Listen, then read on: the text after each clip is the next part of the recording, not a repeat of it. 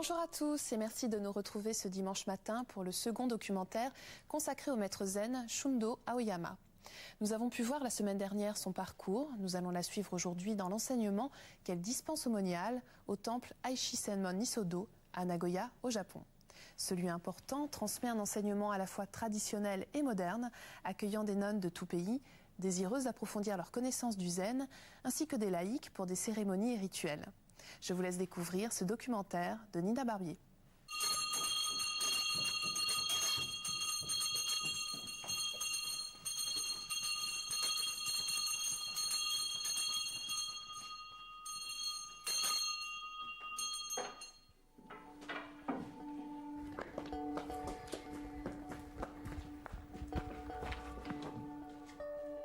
Deux novices ouvrent les portes du temple-école Nisodo. Le rythme est soutenu. Les nonnes doivent respecter l'horaire très précis que leur impose la tradition zen Soto. Comme tous les matins, les 20 novices, japonaises et étrangères, se rendent à leur session quotidienne de zazen.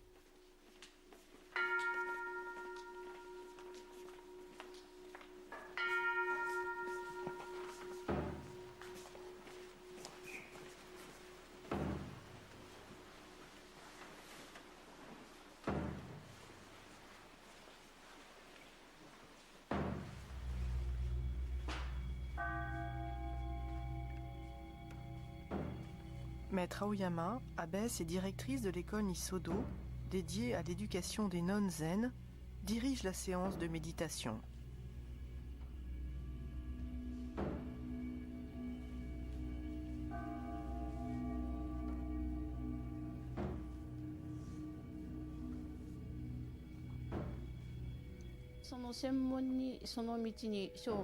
Pour les femmes qui veulent consacrer leur vie tout entière à la voie bouddhiste, c'est le seul endroit qui les accueille et qui les forme. Dans le passé, il y avait 3 autres écoles au Japon, dont 4 au total de la tradition Soto. Mais aujourd'hui, c'est la seule. Ainsi, celles qui donnent leur vie à la voie sont les nonnes. Elles sont formées dans ce monastère.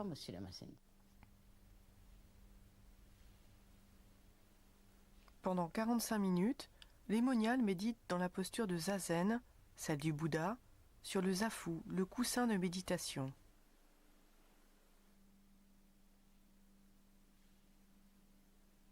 La respiration est au centre de la pratique. Une expiration douce et longue aide à ne pas s'attarder sur ses pensées pour atteindre la vacuité de l'esprit.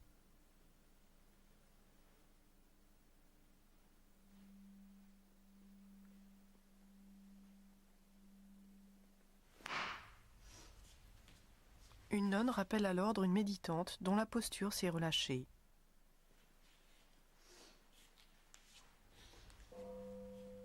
Le but de zazen est de se concentrer sur la méditation et sur la posture en elle-même afin de la maintenir le plus parfaitement possible.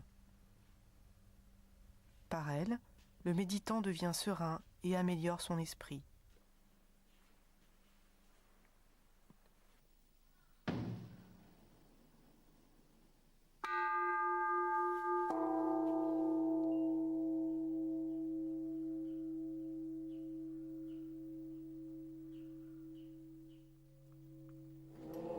Dans la tradition zen Soto, chaque action de la vie quotidienne est la continuation de zazen, comme ici le repas servi à l'issue de la session.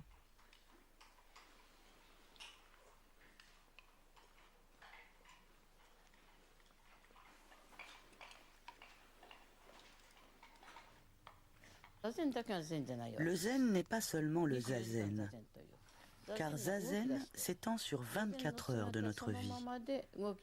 La posture de zazen en tant que telle fonctionne comme méditation. Que l'on aille aux toilettes, que l'on mange, que l'on fasse le ménage. Selon le zen de Maître Dogen, on ne pratique pas zazen pour obtenir quelque chose.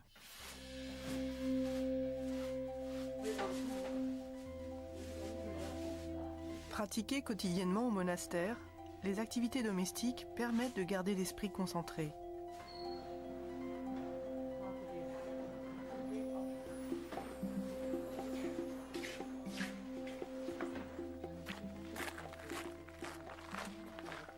Je suis encore novice dans ma pratique du zen et je ne comprends pas encore très bien le fond de cet enseignement. Maître Aoyama nous explique que le zen, c'est la vie tout entière. J'essaie de vivre le zen, d'y lever jusqu'au coucher, mais de là à l'appliquer...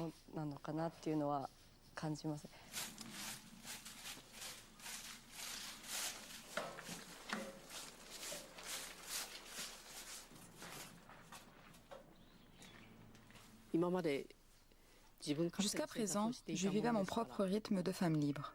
La discipline, les règles du monastère, pour moi, ce n'est guère facile.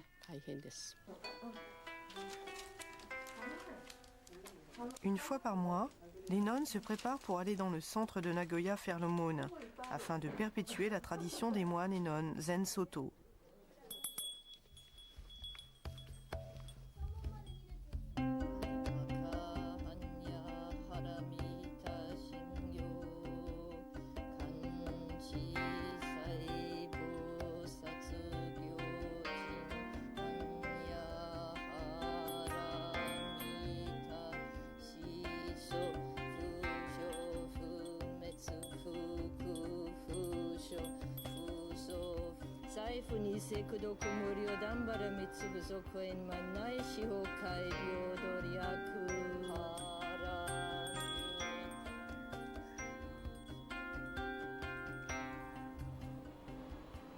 Nagoya, la troisième ville du Japon, abrite une trentaine de temples bouddhistes.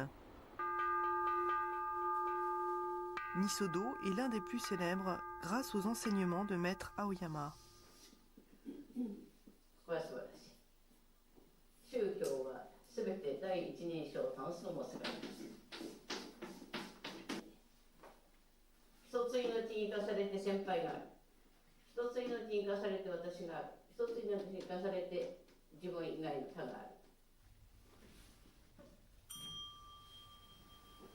Les élèves vont aussitôt enchaîner sur une autre activité. Dans la tradition zen, la vie prend toute sa valeur grâce au temps. Le zen, c'est cette façon de vivre qui nous fait prendre conscience de la valeur de chaque instant. Telle est la pratique de la voie, selon Maître Dogen. Chaque seconde, chaque moment de la journée de 24 heures est irremplaçable et se doit d'être vécu pleinement.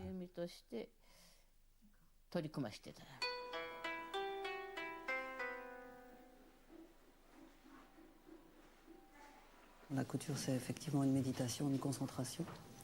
À chaque point, normalement, on est concentré juste sur le ici et maintenant, comme dans tout ce qu'on fait dans le zen. Et on garde l'esprit focalisé sur le travail qu'on est en train de faire en silence.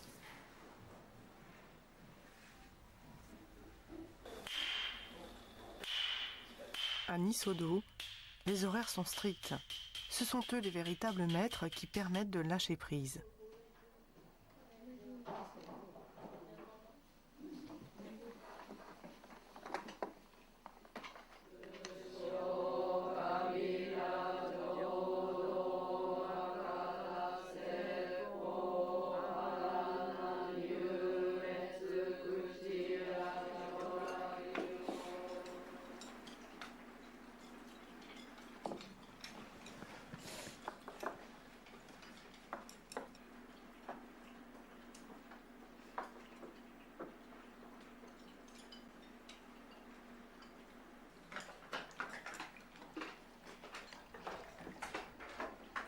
À la fin du repas, des nonnes nettoient les oryoki, les bols traditionnels des moines.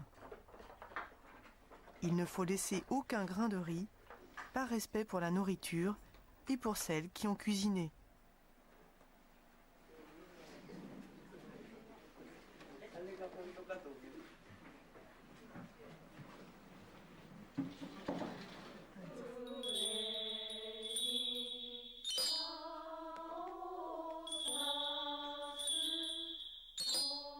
Si je veux dire la chose qui me fait la vie un peu plus dure, c'est m'harmoniser continuellement.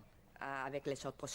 C'est que mes pensées ne me font pas me perdre de ce que je dois faire. Hein? Ça, pour moi, c'est la grande complication. Au niveau physique, c'est la posture. Parfois, j'ai du mal à me concentrer parce que mes jambes me font du mal. Ça vient peu à peu. Il faut dire que 20 jours, et mes jambes sont déjà plus à l'aise.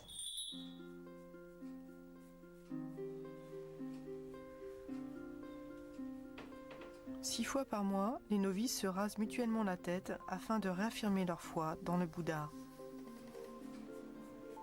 Pour moi, le rituel du rasage, c'est à chaque fois une espèce de libération, de renaissance. On montre son vrai visage, sans fioritures, sans décoration, sans boucle d'oreille, sans maquillage, juste le vrai visage. Et c'est aussi, on dit, couper la racine des désirs, qui repoussent à chaque fois. Et on les recoupe, et ça repousse. Et c'est la même chose que les désirs humains, on est humain, donc...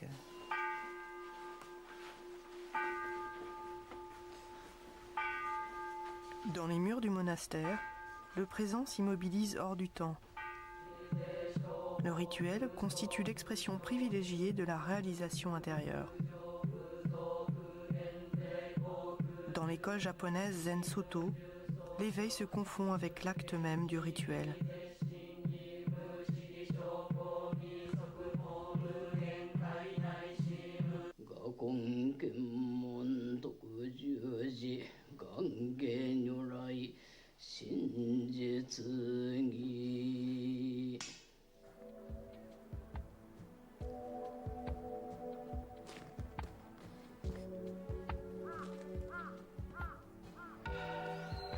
Aujourd'hui, l'intérêt pour le zen s'est répandu à travers le monde. Ainsi, l'école Nisodo s'est-elle ouverte il y a quelques années aux nonnes et laïcs, hommes et femmes de toutes les nationalités. Chacun peut assister aux enseignements du temple-école et suivre la voie du zen.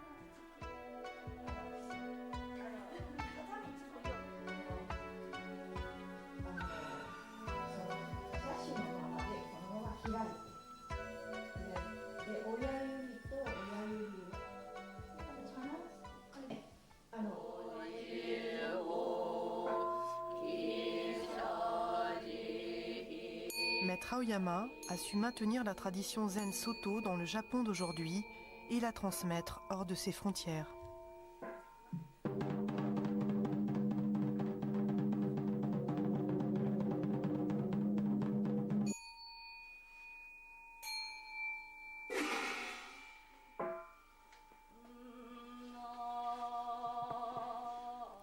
Si vous souhaitez en savoir plus, je vous rappelle le livre de Shundo Aoyama, Le zen et la vie, sagesse et compassion d'une nonne zen, aux éditions Sully. Shundo Aoyama porte dans cet ouvrage exceptionnel un regard lucide et plein de compassion sur la condition humaine, à travers l'enseignement des maîtres zen du passé, des anecdotes de la vie quotidienne ou encore des souvenirs personnels. Les jardins du Japon, invitation au voyage d'Elena Attlee avec des photographies d'Alex de Ramsay chez Synchronique Éditions. Et enfin, Le jeu de l'éternel et de l'éphémère aux éditions Philippe Piquier, un nouveau et fascinant éclairage sur l'art japonais où l'auteur, Nelly Delay, nous fait prendre conscience de la fugacité du temps au Japon à travers des estampes ou encore le théâtre No. Vous pouvez voir et revoir cette émission pendant toute une semaine sur le site internet de France 2, rubrique Tous les programmes et Chemin de la foi. Merci à tous de votre fidélité. Je vous souhaite une très belle semaine. À dimanche prochain.